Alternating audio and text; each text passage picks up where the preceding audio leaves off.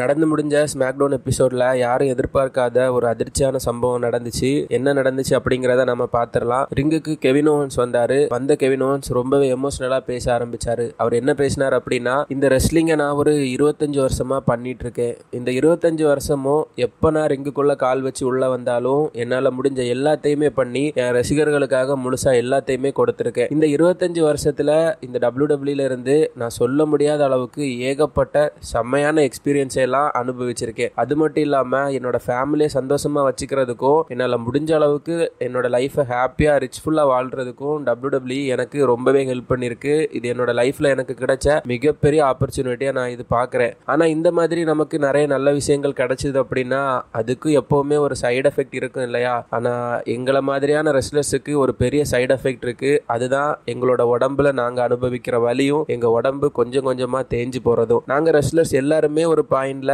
இந்த ரெஸ்லிங் பண்றதுக்கான ஒரு பிரைஸை கொடுக்க வேண்டியிருக்கும். இப்போ எனக்கு அந்த நிலைமை வந்திருக்கு. அந்த பிரைஸை கொடுக்கிற ஸ்டேஜில் தான் நான் இப்போ இருக்கிறேன். கடந்த 4 மாசமா எனக்கு கழுத்துல ஒரு வலி இருந்துட்டே இருந்துச்சு. எனக்கு கழுத்துல ஒரு நெக் இன்ஜுரி இருந்துட்டே இருந்துச்சு. முதல்ல அதை நான் பெரிய விஷயமா எடுத்துக்கல, தொடர்ந்து ரெஸ்ல் பண்ணிட்டே இருந்தேன். ஆனா இந்த வாரம் அதுக்கு ப்ராப்பரா செக் பண்ண வேண்டிய ஒரு சூழ்நிலை வந்துச்சு. நான் டாக்டரை போய் விசிட் பண்ணேன். டாக்டர்ஸ் என்னோட கழுத்தை தரவா செக் பண்ணாங்க. அதுக்கப்புறமா அவங்க சொன்ன ஆன்சர் எனக்கு ரொம்பவே ஷாக்கிங்கா இருந்துச்சு. டாக்டர் என்ன சொன்னாங்க அப்படின்னா, இப்போ இம்மீடியட்டா நெக்ல ஒரு சர்ஜரி பண்ணி ஆகணும் அப்படின்னு, எனக்கு கழுத்துல அறுவை சிகிச்சை பண்ணணும் அப்படின்னு டாக்டர் சொல்லிட்டாங்க.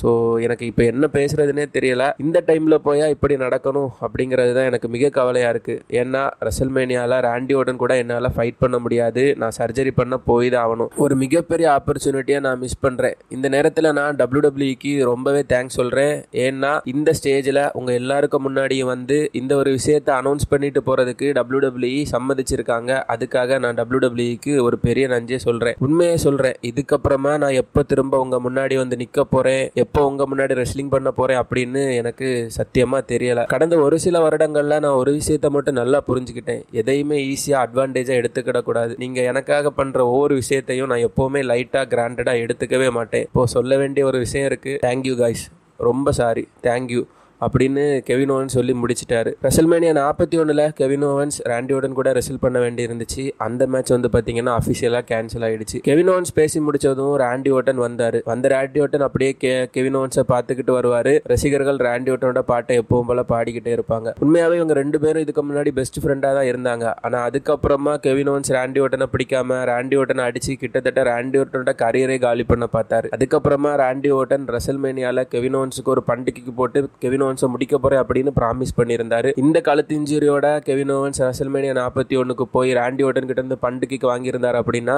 கெவின் ஓவன்ஸோட கதையை காலி. அவங்க இந்த மேட்சை கேன்சல் பண்ணது உண்மையிலேயே நல்லதுதான். ஆனா சேட் நியூஸ் என்ன அப்படின்னா, ராண்டி ஓர்டனுக்கு இன்னும் எத்தனை ரெசல்மேனியா மேட்சஸ் இருக்கும் அப்படின்னு தெரியாது. ஸோ இந்த ஒரு ரெசல்மேனியாவை அவர் மிஸ் பண்றது அவருக்கு ஒரு பெரிய லாஸ் தான். அது மாதிரி ராண்டி ஓர்டன் மாதிரியான ஒரு ரெஸ்லர் கூட அதுவும் ரெசல்மேனியால ரெஸ்ல் பண்ண முடியாம போனது கெவின் ஓவன்ஸுக்கும் பெரிய ஒரு லாஸ் தான். அதுக்கப்புறமா ராண்டி ஓர்டன் ரிங்குக்குள்ள வந்தாரு. ரிங்குக்குள்ள ஸ்மாக்டவுனோட ஜெனரல் மேனேஜரான நிக் ஆல்டிஸ் நின்றுட்டு இருப்பாரு. ஸோ ஆல்ரெடி ராண்டி பயங்கர எமோஷனலா இருந்தாரு. நிக் ஆல்டிஸ் அங்கேயே விட்டுருக்கலாம். ஆனா நிக் ஆல்டிஸ் வந்து பாத்தீங்கன்னா பெரிய ஆளு மாதிரி ராண்டி கிட்ட சாரி ரெசல்மேனியால உங்களுக்கு இப்போ ஆப்போனன்ட் இல்ல அப்படி இப்படின்னு பேசினதோ இதை கேட்டு காண்டான நம்ம ராண்டி ஓர்டன் எல்லாரும் எதிர்பார்த்த மாதிரியே பட்டார்னு ஒரு ஆர்கேஓ அடிச்சு விட்டுருப்பாரு. கெவின் ஓவன்ஸ் ரொம்பவே ஹார்ட்ஃபுல்லா பேசினாரு. ராண்டி ஓர்டன் பயங்கரமா ஆர்கேஓ போட்டாரு. கெவின் ஓவன்ஸ் இப்ப சர்ஜரிக்கு போக போறாரு. மறுபடியும் எப்போ வருவார் அப்படின்னு தான் தெரியல. அவரோட அனுபவம், எமோஷனலான கனெக்ஷன் பாக்குற இந்த செக்மெண்ட் எல்லாமே 2011ல எட்ஜ் WWE இருந்து ரிட்டையர்ட் ஆன மாதிரி இருந்துச்சு. ஆனா நம்ம கெவின் வந்து பாத்தீங்கன்னா ரிட்டையர்ட் ஆகல. கண்டிப்பா திரும்ப வருவாரு அப்படின்னு நினைக்கிறேன் ஃப்ரெண்ட்ஸ். கெவின் ஓவன்ஸ் ராண்டி ஓர்டனோட இந்த சிச்சுவேஷனை பத்தி நீங்க என்ன நினைக்கிறீங்க?